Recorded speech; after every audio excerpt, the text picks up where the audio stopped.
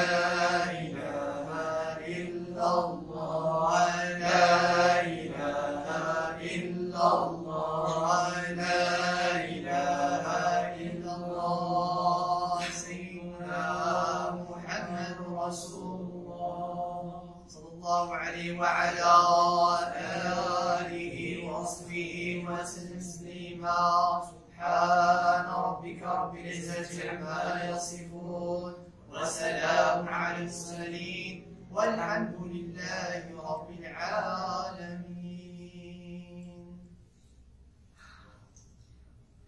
Ensuite, on commence le salam. Bismillah. قل للذين آمنوا في هوى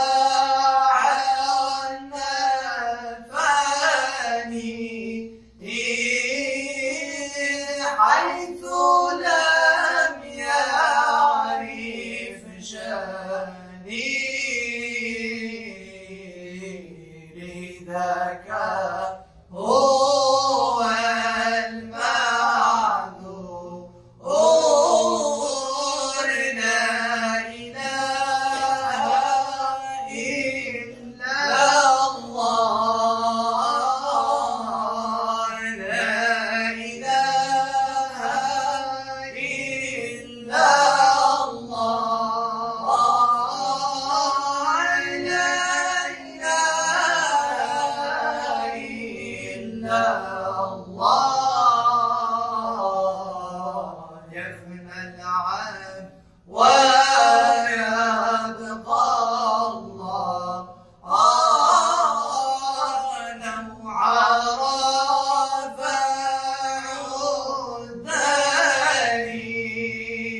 عداني حقيقة الوصال لصاروا مثل حالي ولكن جرى المقدور لا إله إلا الله لا إله إلا الله لا إله إلا الله يفنى العام ويبقى الله جلسنا على حضرة مع ملوك الخضراء من عجائب القدرة كنزها عنها يبدو لا إله إلا الله لا إله إلا الله لا إله إلا الله يفنى العهد ويبقى الله أين قد بدت بالحسن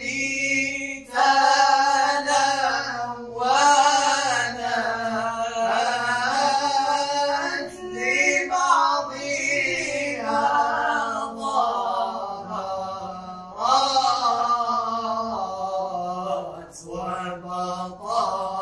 وبطنت في الظهور لا إله إلا الله لا إله إلا الله لا إله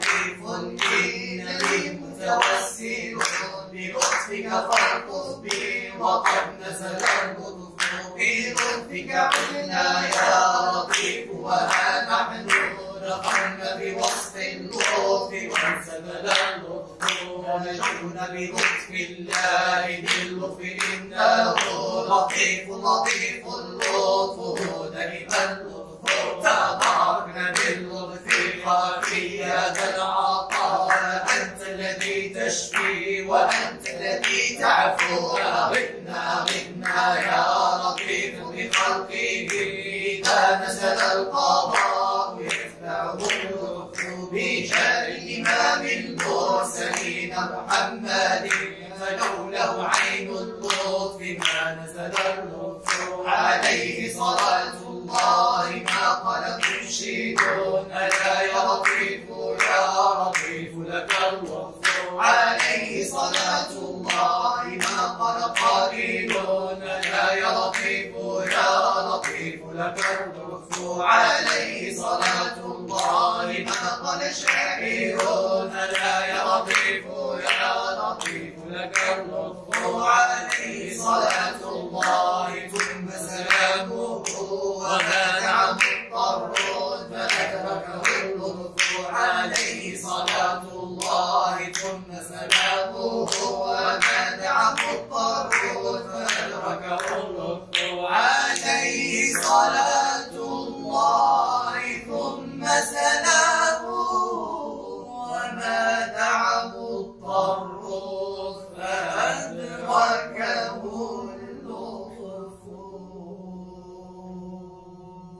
الله لا إله إلا هو الحي القيوم لا تأخذه سنة ولا نوم له ما في السماوات وما في الأرض من الذي يشفع له إلا بإذنه يعلم ما بين أيديهم وما خلفهم ولا يحيطون بشيء من علمه إلا بما شاء وسع كرسي السماوات والأرض ولا يئوده حفظهما وهو العلي العظيم آمن الرسول بما أنزل إليه من ربه والمؤمنون كل آمن بالله وملائكته وكتبه ورسله لا نفرق بين أحد من رسله وقالوا سمعنا وأطعنا غفرانك ربنا وإليك المصير لا يكلف الله نفسا إلا وسعها لها ما كسبت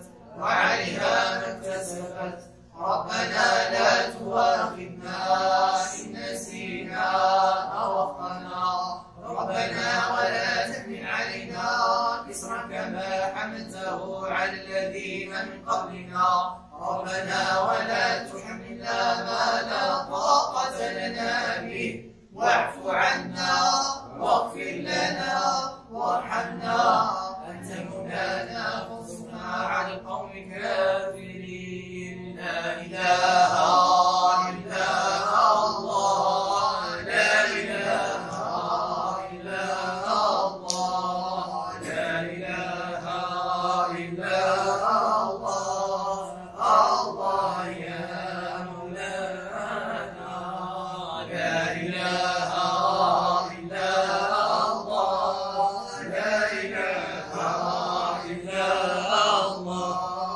لا إله إلا الله الله يا مولانا لا إله إلا الله لا إله إلا الله لا إله إلا الله شافعنا رسول الله. Donc merci infiniment, merci.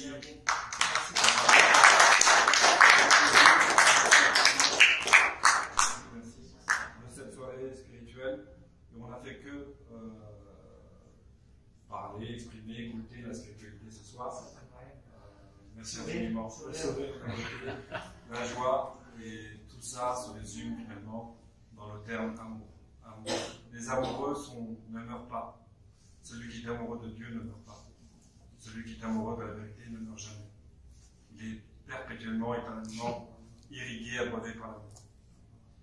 Donc, poursuivons cette fraternité spirituelle au travers d'une collation qui vous attend, je crois, à l'étage. Et le massage. Et donc, excusez-moi, je suis un petit peu perdu. Collation, les œuvres d'art d'Alexa Traoré, l'association BSMF, un grand merci également pour toute l'organisation, toutes les petites mains voilà, en coulisses qui nous ont permis également de nous réunir et de partager ce moment, comme je vous le disais initialement, qui n'a pas de prix, qui n'a pas de prix. Donc, retrouvez-nous à l'étage si vous avez des questions, si vous voulez parler d'initiation, de cheminement spirituel. Il n'y a vraiment pas de questions voilà, tabou. Nous sommes ouverts à toutes les questions et on vous répondra voilà, avec le cœur. Merci infiniment. Merci.